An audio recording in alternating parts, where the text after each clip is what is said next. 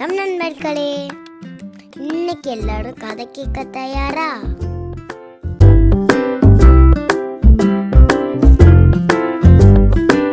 ஒரு அழகான கிராமம். அந்த ஊர்ல ராஜு அப்படின்னு ஒரு சின்ன பையன் இருந்தான். ராஜு ஒரு நாள் வீட்டுக்கு போகும்போது ஒரு பெரிய மாமரம் பார்த்தானா. அந்த மரத்துல நிறைய மாம்பழம் இருந்துச்சாம். உடனே அவ ஆசைய மரத்து மேல ஏறி ஒரு பழமா எடுத்தானா. முதல்ல ஒன்று எடுத்தான், அப்புறம் ஒன்று எடுத்தான், அதுக்கப்புறம் எடுத்துக்கிட்டே இருந்தானா. அவன் கிட்டே இருந்த பை ஃபுல்லா மாம்பழம் எடுத்துக்கிட்டானா. சந்தோஷமா வீட்டுக்கு ஓடினானா. அப்போ பை வெயிட் தாங்காம பை கிழிஞ்சி எல்லா மாம்பழம் கீழே விழுந்துருச்சான்.